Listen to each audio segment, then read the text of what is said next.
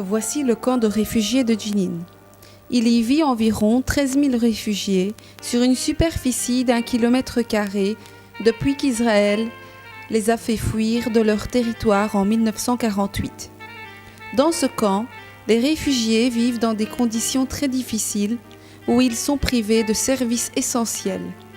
Le seuil de pauvreté y est élevé et le taux de chômage en perpétuelle augmentation. En plus des conditions de vie difficiles, l'occupation et les invasions israéliennes ne font qu'accentuer la difficulté du quotidien. Chaque jour, le camp de réfugiés de Jenin est la cible d'incursions. Mais sans aucun doute, l'incursion la plus difficile a été celle de 2002, lorsque les Israéliens ont pénétré pendant 2 semaines.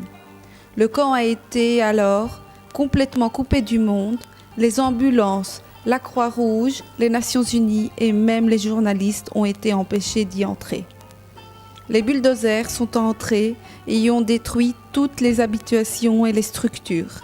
Les morts étaient entassés à un point tel que l'odeur y était insoutenable. Au cours de cette incursion, les soldats ont détruit toutes les structures. Au vu de toutes les souffrances psychologiques et économiques causées, un groupe de femmes ont décidé d'établir un centre, Not to Forget. Elles ont décidé d'aider ce qui était encore possible de sauver et de renouveler la vie du camp.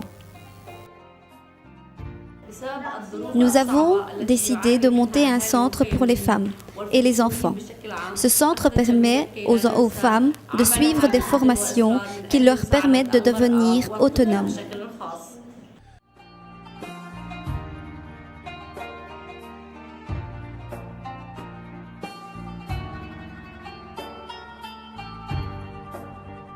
En plus des formations professionnelles, elles peuvent assister à des réunions où les sujets de la femme, de la démocratie, de la santé, du rôle de la femme dans les élections, de la prise de décision, du mariage précoce, etc., ont un rôle important.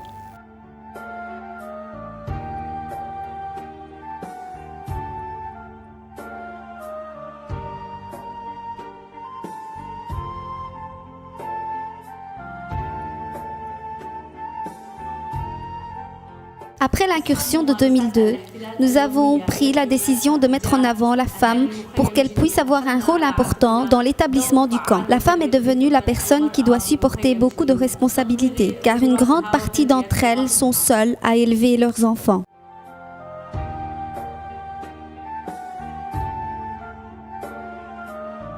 Pour la plupart, leur mari est soit emprisonné ou tué.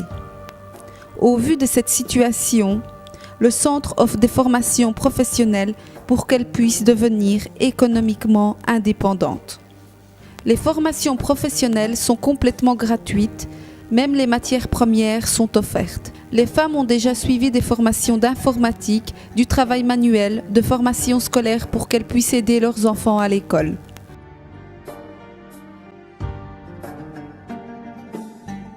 Not to Forget vise également les enfants car les problèmes psychologiques vécus y sont très importants.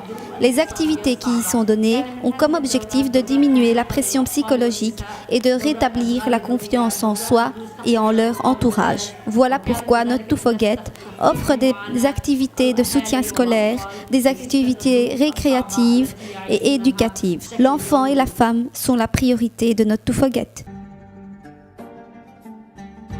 Les incursions quotidiennes ont détruit l'enfant et sa personnalité.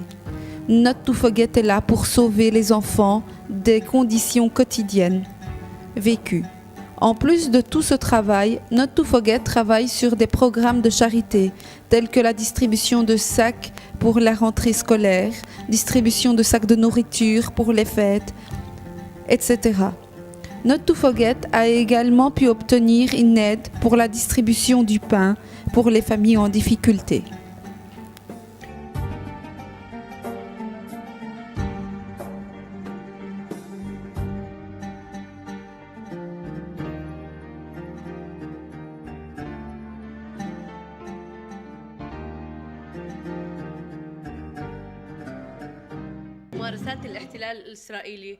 L'association travaille sur beaucoup de programmes. Depuis son ouverture, elle devient petit à petit autonome.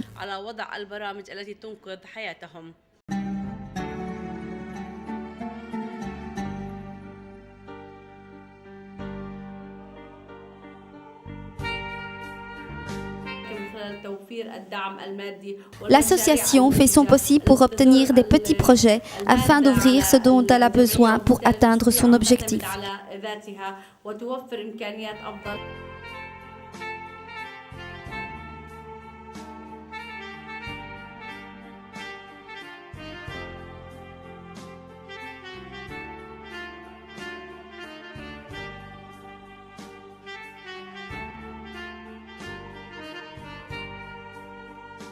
Le dernier projet en cours a été l'établissement d'une boulangerie obtenue avec l'aide des Émirats unis.